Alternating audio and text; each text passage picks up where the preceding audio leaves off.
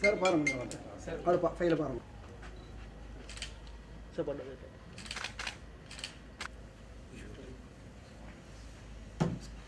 சொல்லுங்கள்.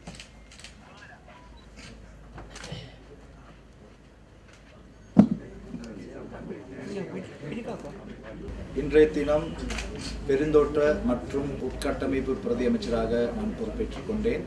நான் சிறப்பாக, அதாவது என்னால் முடியுமான அளவு நேர்மையாக எவ்வளவு மக்களுக்கு சேவை செய்ய முடியுமோ அந்த அளவுக்கு சேவை செய்வதற்கு நான் எதிர்பார்த்திருக்கிறேன். மலைய மக்களுடைய பிரச்சனை எனக்கு நன்கறிவேன். ஏனென்றால் நானும் ஒரு தோட்ட தொழிலாளியின் பிள்ளை.